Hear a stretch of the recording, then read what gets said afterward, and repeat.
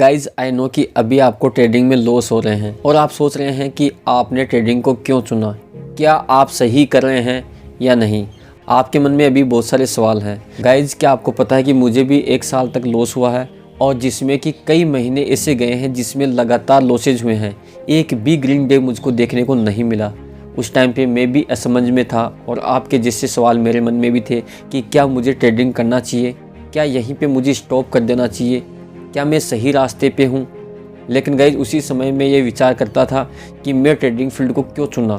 मैं अपने माँ बाप के लिए यहाँ पे आया था कि मुझे यहाँ पे उनको एक अच्छा पैसा कमा के देना है, उनको एक अच्छी लाइफ देना है। जो उन्होंने मेरे लिए गवर्नमेंट जॉब में सोचा था वो उससे कई गुना मुझे यहाँ पे उनको कमा के देना है। गाइज बिजनेस में लॉस होना एक नॉर्मल बात है, लेकिन आपको ये समझना होगा कि लॉस बहुत छोटा होना चाहिए। गाइज देखो, आपको 2 चीज़ों को समझने की आवश्यकता है। मैं भी पहले नहीं समझ पाया था। यदि आप ये दोनों चीज़ें समझ लेंगे तो आपकी ट्रेडिंग जर्नी भी स्टार्ट हो जाएगी। क्या है वो दोनों चीज़ें? गाइज देखो, आपको लॉस वाले पार्ट को छोटा करना है और प्रॉफिट वाले पार्ट को बड़ा करना है। प्रो से प्रो ट्रेडर गाइज यहाँ पे लॉस करता है तो ये आपको चिंता नहीं करनी है कि यहाँ पे आपको लॉस हो रहा है।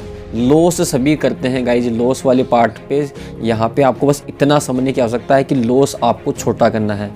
और दूसरी वाली बात क्या समझनी है कि आपको प्रॉफिट बड़ा करना है। ठीक है, अब यहाँ पे हम लोग क्या करते हैं गाइज, या तो बड़ा लॉस लेते हैं या फिर प्रॉफिट छोटा लेते हैं। ये बिल्कुल ही उल्टा है। या तो आपको क्या करना है कि लॉस को छोटा लेना है और प्रॉफिट वाले पार्ट को बड़ा करना है। जब ये प्रॉफिट होता है तो आप छोटे प्रॉफिट पे मत निकला करो, अपनी क्वांटिटी साइज को मैनेज कर लो जिससे कि आप एक अच्छा प्रॉफिट लेके जा सकें। गाइस देखो, बिजनेस में लॉस होना कोई बड़ी बात नहीं है। लॉस तो यहाँ पे भी होगा आपको और किसी भी टाइप के बिजनेस में होगा, लेकिन आपको ये समझना है कि लॉस को आपको कैसे छोटा करना है। यदि गाइज आप जिस दिन ये समझ गए ना कि आपको लॉस को छोटा कैसे करना है और प्रॉफिट को कैसे बड़ा करना है, उसी दिन से आपकी ट्रेडिंग जर्नी स्टार्ट हो जाएगी।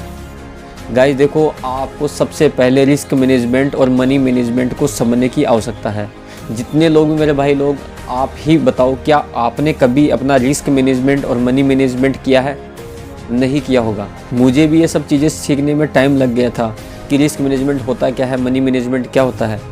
लेकिन आपको ये समझना पड़ेगा कि यदि आप 20 रुपये का लॉस लेते हो तो यहाँ पे आपको टारगेट 40 रुपये का रखना पड़ेगा। जिस दिन आप ये समझ गए उसी दिन समझ लो आपका रिस्क मैनेजमेंट हो गया। और आपको मनी मैनेजमेंट भी समझना होगा। यदि आपके पास 1 लाख रुपये हैं तो आपको ट्रेडिंग अकाउंट में केवल 10% से 20% डालना है, यानी कि 10,000 रुपये या 20,000 रुपये।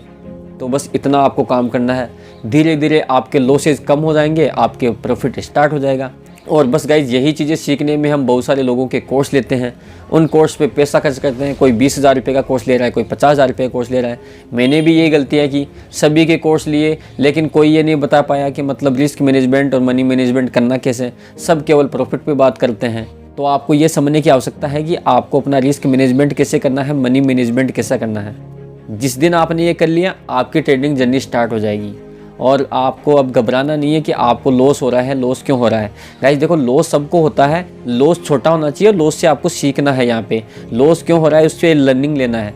लॉस से जब भी होता है उससे आपको लर्निंग लेना है और आपको लॉस एक डिसाइडेड लॉस होना चाहिए। तो आपको घबराने की आवश्यकता नहीं होती है। फिर यदि आप लॉस पहले डिसाइड कर लेते हैं कि मुझे डेली इतना लॉस हो सकता है, तो फिर बाद में आपको क्या है कि आपके माइंड में प्रेशर नहीं आएगा कि लॉस क्यों हुआ है। तो ऐसा है गाइज, और आप भी एक प्रॉफिटेबल ट्रेडर बन जाएंगे एक दिन जब आप ये सब करने लग जाएंगे। तो गाइज यदि वीडियो अच्छी लगी तो वीडियो को लाइक कर दीजिए, चैनल को सब्सक्राइब कर दीजिए। जय हिंद, वंदे मातरम।